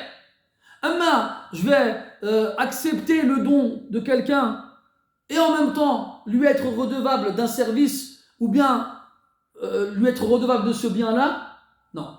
Et là, ça te montre, à travers cette qaïda subtile, que le ird, il est plus fort que le mal. Que l'honneur, il est plus fort que l'argent. Ton argent, tu peux acheter de l'eau avec. Mais tu n'achètes pas de l'eau avec ton honneur. Ton honneur, tu captes. Tu vois, comment avec des petites masaïles comme ça, tu vois des choses arrivées, magiques. Oui, donc non, tu n'es pas obligé d'accepter l'eau. Tu fais quoi alors à ce moment-là? Tu fais tayammum. Pardon? On fait tayammum. Qu'est-ce qu'on fait à ce moment-là? C'est l'heure de la prière, j'ai pas d'eau, on m'en offre, j'ai le choix entre l'accepter ou la refuser et faire tayammum. Eh ben, je fais tayammum. Même s'il y a de l'eau. Mais elle n'est pas à moi. Mon honneur, je le capte. Mon honneur, il est sacré. طيب, donc, voilà, وكونوا عباد الله إخوانا. Je vais me rappeler, الوسائل لها أحكام المقاصد. إن شاء الله تعالى, il y a une mandouma de Cheikh Saadi rahmatullah alayhi, s'appelle mandouma al-Qawaid al-Fiqhiyya. C'est un petit poème qui fait une trentaine de vers, avec أهم القواعد, les règles principales dans le fiqh. Toute école confondue. D'accord? Même si il y a le qawaid al-kubra, al-khams, il y a les 5 principales qui sont unanimes chez tous les savants, toutes écoles confondues. Après, il y a d'autres règles qui sont sujets à divergence d'une école à une autre. Al-muhim, c'est que ces qawaid-là sont très importantes. Dans le fiqh, il n'y a pas que le fiqh. Il y a le fiqh, il y a l'usul, il y a le qawaid. Donc, il y a le droit islamique, appelez plus ça la jurisprudence. La jurisprudence, c'est pas ça. Il y a le droit islamique, appelez-le si vous voulez le code pénal, le code civil, c'est la même chose.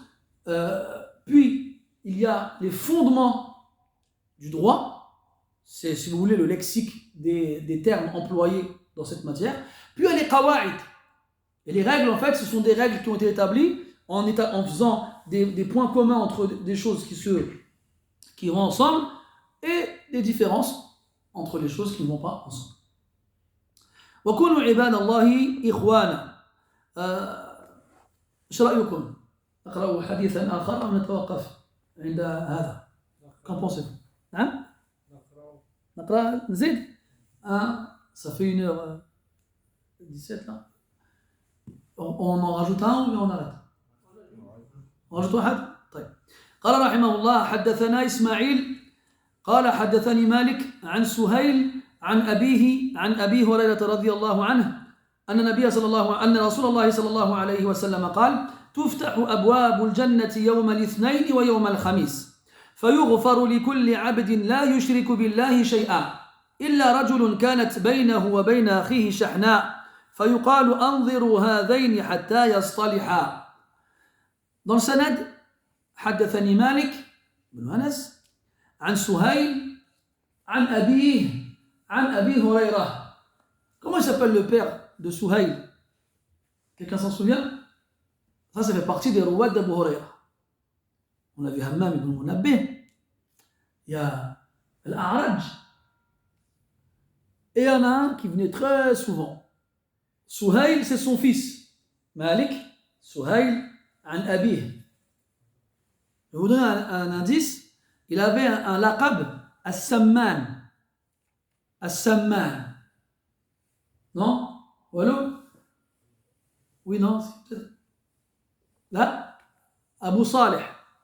Suhail, an Abih, Abu Salih, As-Samman.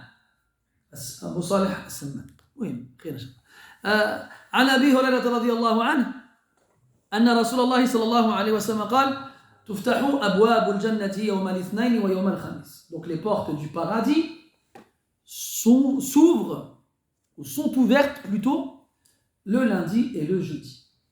Donc nous on avait vu avec Ramadan que les portes du paradis s'ouvrent pendant le mois de Ramadan.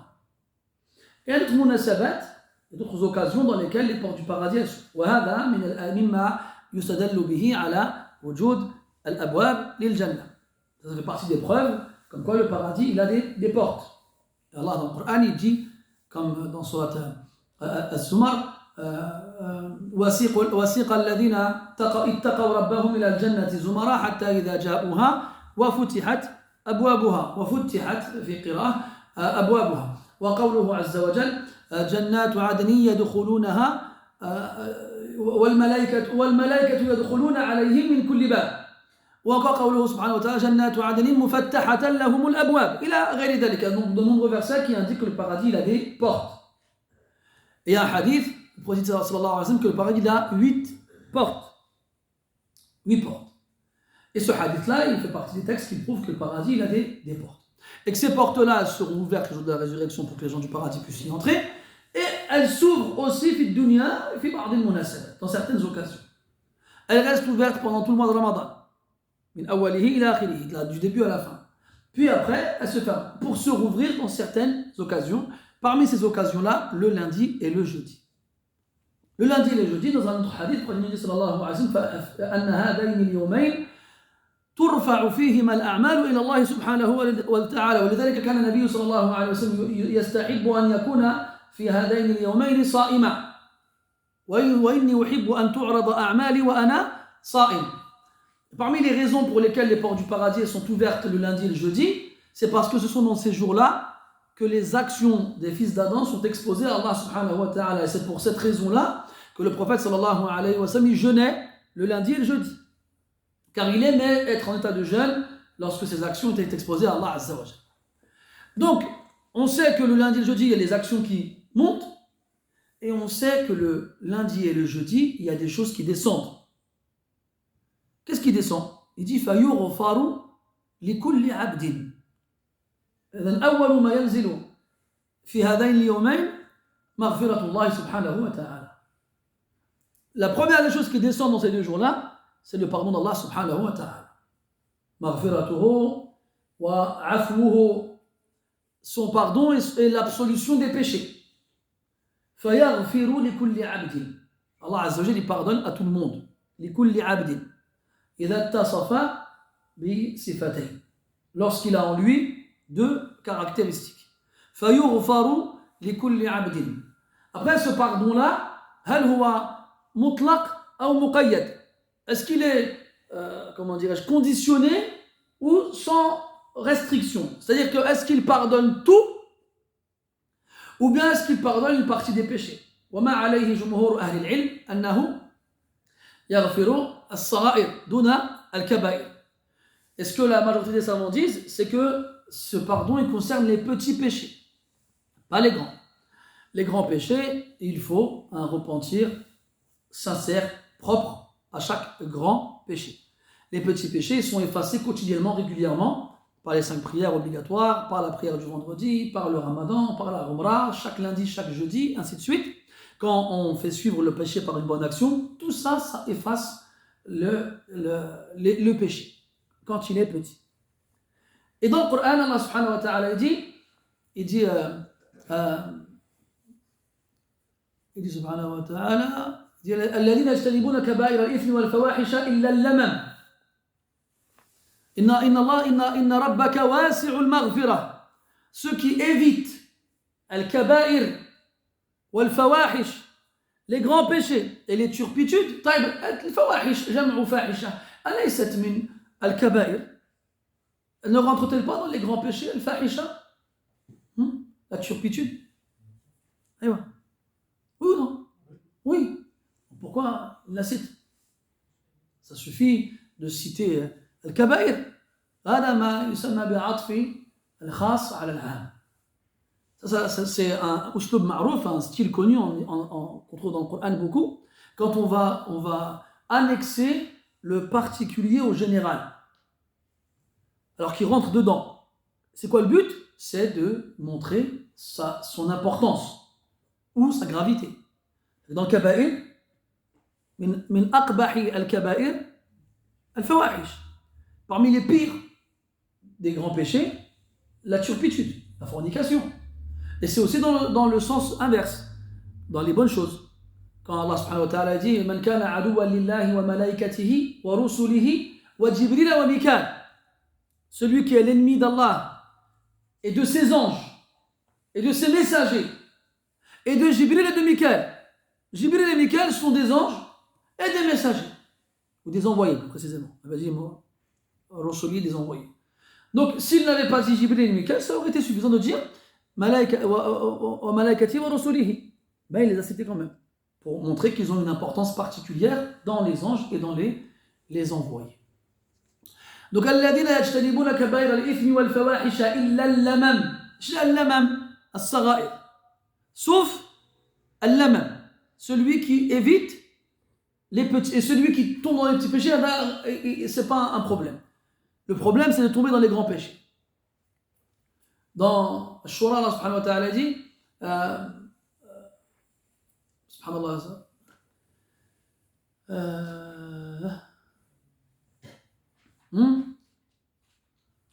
c'est le même verset. Il y est dans An-Nisa, il y est dans Shura, il y est dans Najm.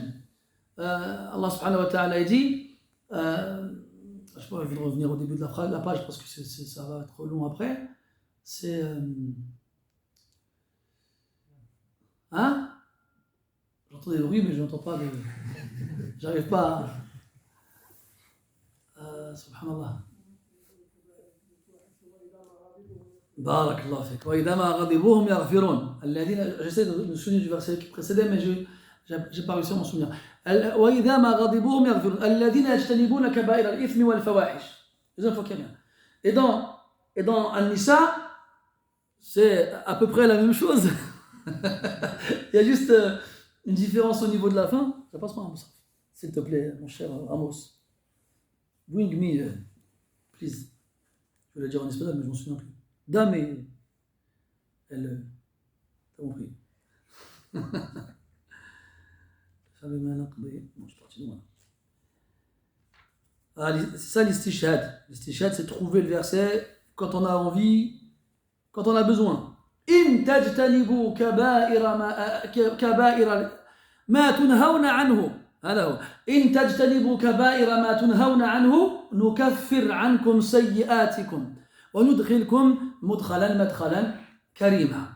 Allah Azza wa Jalla dit, barakallahu fik, Il dit, si vous vous éloignez, vous délaissez kaba'ira ma tunhawna anhu, les grands péchés qui vous ont été interdits, nukaffir ankum sayyi'atikum.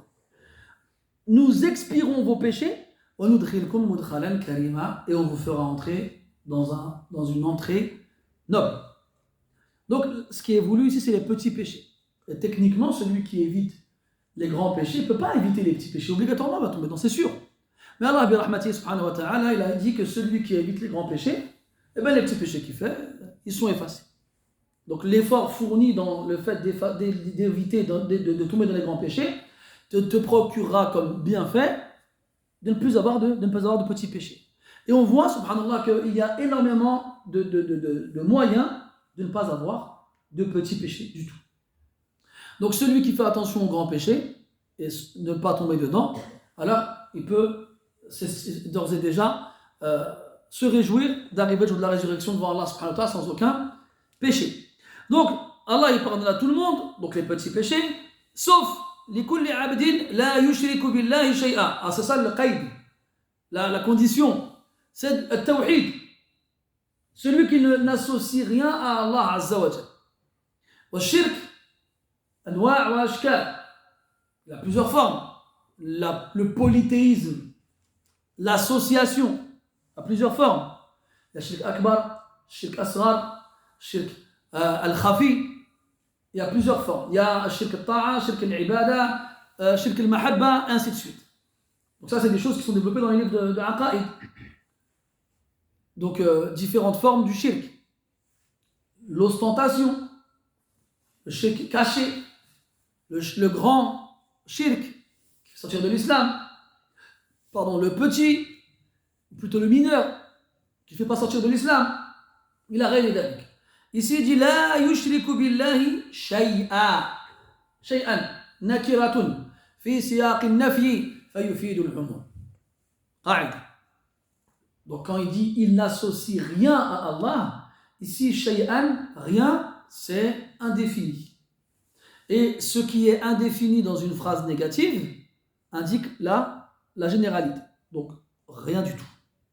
Absolument rien. Ce qui veut dire ici que toutes les formes du shirk, elles sont visées. Elles sont voulues. Donc ça veut dire que celui qui bénéficiera du pardon d'Allah Azza wa Jalla le lundi et le jeudi, c'est celui qui n'associe rien à Allah subhanahu wa ta'ala du tout, quelle que soit la forme ou le moyen de le faire. Rien. Et là, ça nous montre l'importance du tawhid. Mais le vrai tawhid, pas comme nous, malheureusement, on le dit, on le répète avec des mots, avec nos bouches, puis lorsqu'il faut l'appliquer, il n'y a plus personne. Non. Tawhid, c'est beaucoup de choses. Entre autres, donc c'est pas seulement ifradullah bil ibadah, c'est pas seulement n'adorer qu'Allah Azza wa Jal, mais c'est aussi avoir une bonne opinion d'Allah subhanahu wa ta'ala, ihsanu dhanni billah, c'est aussi s'en remettre entièrement à lui faire entièrement confiance, être entièrement satisfait de ses choix, de ses décisions, de son jugement, de sa religion, de sa loi, ila akhirih. Allah dit subhanahu wa ta'ala, fala wa rabbika la yu'minun hatta yuhakkimuka fima shajara baynahum thumma la yajidu fi anfusihim harajan mimma qadayt wa yusallimu taslima. Ils ne croiront pas tant qu'ils ne seront pas revenus vers toi comme loi, en tant que loi, puis qu'ils ne ressentent rien dans leur poitrine. C'est pas leur dire haram. Oh, moi je voulais que ce soit halal. Non, ils ressentent rien dans leur poitrine. Ils acceptent ça, ils s'y soumettent complètement. Ça aussi c'est du tawhid. Et ainsi de suite. Donc, comme il disait Hudayfa radiyallahu anhu, كان الناس يسألون النبي صلى الله عليه وسلم عن الخير وقلت أسأله عن الشر مخافة أن يدركني. Les gens interrogeaient le prophète sallallahu alayhi wa sallam sur le bien et moi j'interrogeais sur le mal de peur qu'il ne m'atteigne. Donc si tu veux, il y a beaucoup de gens, ça c'est très marrant aussi, enfin marrant bien sûr, je dis ça de façon ironique, les gens ils te posent 1 milliard de questions, c'est du shirk ça, c'est du shirk ça, c'est du shirk ça, et après tu vas pas t'en sortir. Si tu demandes sur tout ce qui existe dans l'univers, est-ce que c'est du shirk, il y a 1 milliard de choses qui existent. Apprends c'est quoi le shirk et tu sauras que quand tu auras appris c'est quoi le shirk, tu sauras que tout ce qui rentre pas dedans n'en est pas. Et là à ce moment-là tu sauras toi-même ce qu'est le shirk et ce qui s'y oppose. Donc, لِكُلِّ عَبْدٍ لَا يُشْرِكُ بِاللَّهِ شَيْئًا. Et même dans les muwahhidin, ceux qui n'associent rien à Allah Azza wa Jal, il y en a qui ne bénéficieront pas de ce pardon. Quand même. ما هذا إلا رجل كانت بينه وبين أخيه شحناء. Donc là, il y a un petit khilaf chez les ulama au niveau du i'rab de rajulun. Parce que la phrase avant, elle est muthbata, elle est kamila. Et la qaïda, c'est que l'istithna al-waqi' bayna al-jumla ba'da al-jumlati al-kamila al-muthbata la yakunu illa mansuba. وجاءت أكثر روايات هذا الحديث بالرفع إلا رجل فحينئذ نقول لإلا أنه بمعنى لكن فلا يكون حرف استثناء لكن يكون حرف استدراك ولذلك يكون الاسم بعدها مرفوعا. وجاءت في رواية عند مسلم إلا رجلا وهي موافقة للإعراب المعروف. Donc ça c'est de la grammaire.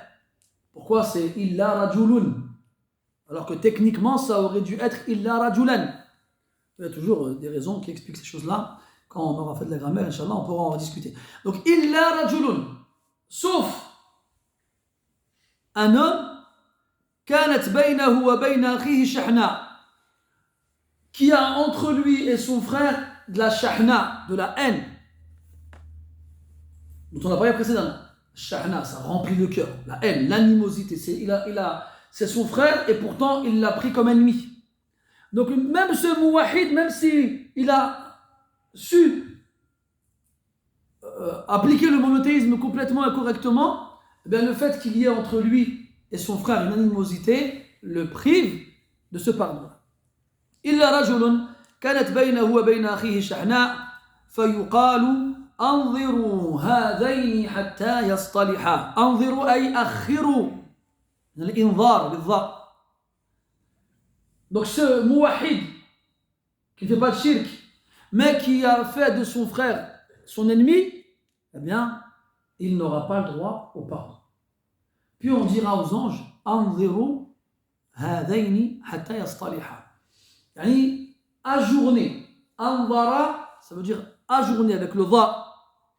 À ne pas confondre avec anzara, avec le zal, qui veut dire avertir.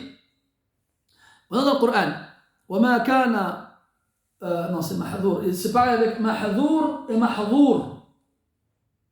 وَمَا كَانَ عَطَاءُ رَبِّكَ مَحْظُورًا إِنَّ عَذَابَ رَبِّكَ كَانَ مَحْذُورًا.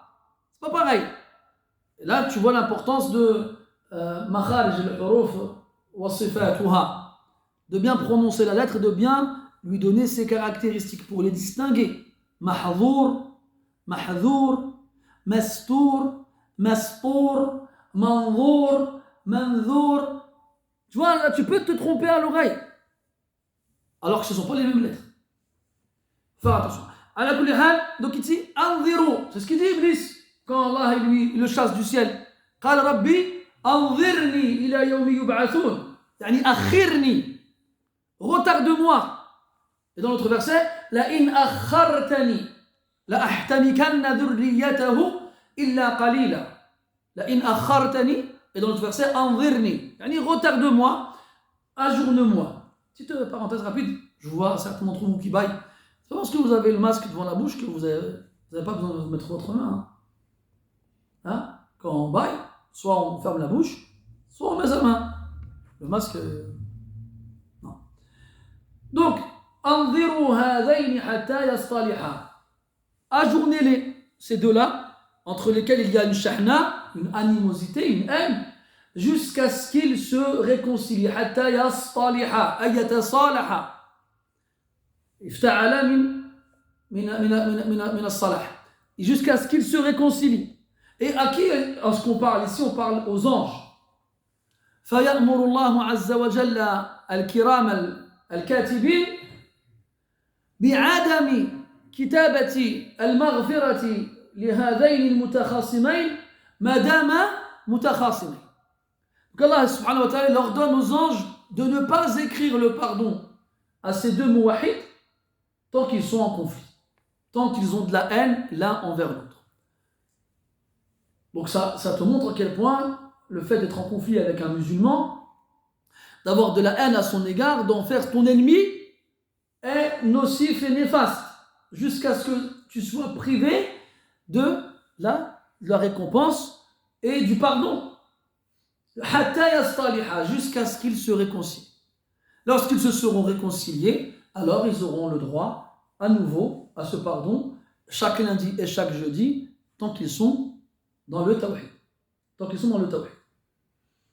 Donc là, on voit que le shahna, c'est grave, et que ça empêche à la personne de recevoir le pardon 2 fois par semaine. On avait vu précédemment que même les bonnes actions, elles sont suspendues. L'écriture des bonnes actions est suspendue. Pareil, jusqu'à ce qu'ils se réconcilient. Donc, quand on réfléchit bien, cet orgueil qui nous pousse à refuser de parler à nos frères, à leur passer le salam ou à leur rendre le salam, il nous fait perdre plus de choses que la face, entre guillemets. Parce que l'orgueil te fait dire, comment ça, il m'a mal parlé, je vais lui parler, voilà, je ne parle pas. C'est de l'orgueil à ce moment-là ici. Ou plutôt à dire de l'amour-propre. Parce que l'orgueil, c'est autre chose encore. C'est de l'amour-propre. Ton amour-propre, il t'empêche de faire le premier pas vers lui, t'estimes que c'est lui qui t'a fait du tort, t'estimes que c'est de sa faute, donc je ne vais pas vers lui. Et si jamais il te passe le salam, tu ne veux pas lui répondre à son salam. Eh bien, à défaut de perdre la face, tu perds plus. Tu perds l'écriture de tes bonnes actions et tu perds le pardon. Sans parler du fait que les mauvaises actions, elles, par contre, continuent d'être écrites. Donc si tu ne bénéficies plus de ce qui va l'effacer, comment tu fais? Donc celui qui est en froid, en conflit avec quelqu'un, il doit bien réfléchir avant de refuser de lui parler. Ou bien de refuser qu'il lui parle. Parce que l'aqil, celui qui est intelligent, il pèse le pour et le contre. Et quand il se rend compte qu'il y a plus de côté négatif que de côté positif, il délaisse cette chose-là. فنسأل الله عز وجل أن يرزق لنا عقلا يمنعنا من الوقوع في مثل هذه الأمور. ونكتفي بهذا القدر إن شاء الله تعالى. سبحانك اللهم وبحمدك أشهد أن لا إله إلا أنت نستغفرك ونتوب إليك وصلى الله على نبينا محمد وعلى آله وأصحابه أجمعين والحمد لله رب العالمين وبارك الله فيكم.